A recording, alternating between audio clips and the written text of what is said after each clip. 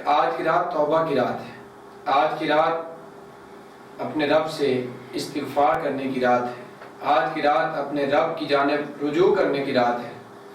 اور جو بندہ جب توبہ کرتا ہے تو اللہ کریم کی رحمت اپنے بندے سے کتنی خوش ہوتی ہے۔ حضور پاک صلی اللہ علیہ وآلہ وسلم نے ایک مثال دے کر اس بات کو بیان فرمایا۔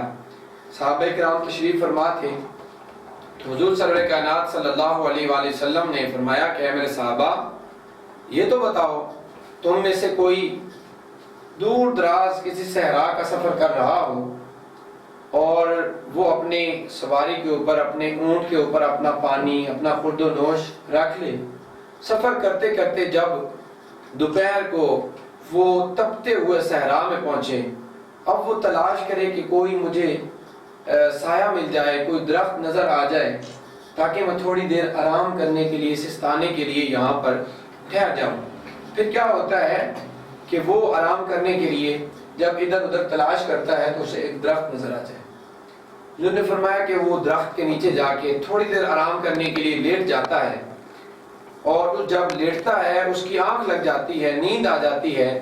پھر کیا ہوتا ہے، جو اس کی سواری ہے، جس کے اوپر اس کا پانی ہے اور جس کے اوپر اس کی کھجور یا کوئی بھی چیز کھانے کی ہے، وہ بھی اس کے اوپر موجود ہے، جب وہ اٹھتا ہے، آنکھ کھلتی ہے، دیکھتا ہے تو اس کی سواری وہاں موجود نہیں ہوتی۔ اور آپ جانتے ہیں جو صحرا کا سفر ہوتا ہے انتہائی دشوار اور مشکل کٹھن ہوتا ہے، اور پھر اوپر سے گرمی کا موسم ہو تو یقیناً جان لیوا ثابت ہو سکتا ہے۔ اب وہ جب جاگتا ہے، دیکھتا ہے میری سواری موجود نہیں، گم ہو گئی ہے، تو بہت پریشان ہوتا ہے، مایوسی کے عالم میں بیٹھا ہو۔ تو حضور نے فرمایا کہ اپنا سر وہ اپنے گھٹنوں میں دے کر بیٹھ جاتا ہے، اب موت کا انتظار کرتا ہے کہ کب مجھے موت آ جاتی ہے۔ جب اسی کیفیت میں بیٹھا ہوتا ہے تو اس کی گم شدہ سواری واپس آتی ہے اور آ کر اپنا سر اس کے کندھے پہ لگاتی ہے، اپنے واپس آنے کا احساس دلاتی ہے۔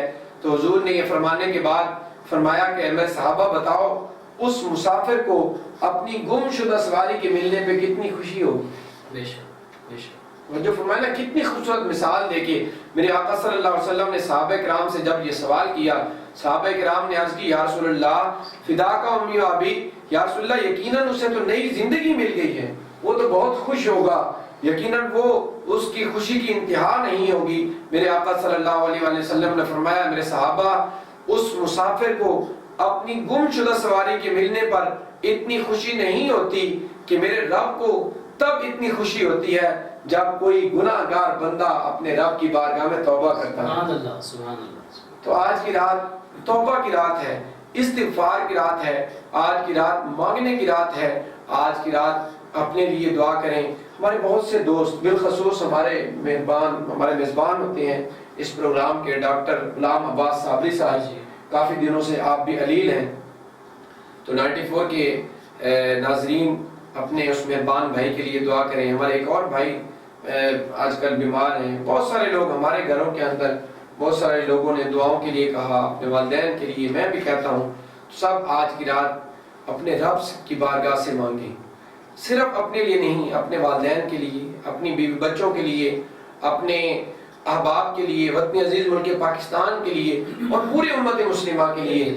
جیسا کہ پہلے میں نے عرض کی کہ اس آزمائش اور اس وبا سے نجات کے لیے اللہ کی بارگاہ میں آج ہم ایک ہو کر دعا کریں تو انشاءاللہ میرا رب بڑا کریم ہے، وہ بڑا رحیم ہے، وہ اپنے بندوں کے اوپر بہت مہربان ہے۔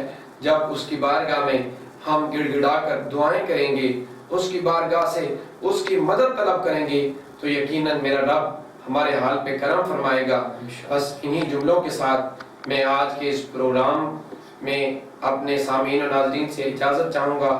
اپنے میزبان قاری محمد زاہد شریف الازری کو اجازت دیجیے اور اپنے میزبانوں کا ایک بار شکریہ ادا کروں گا۔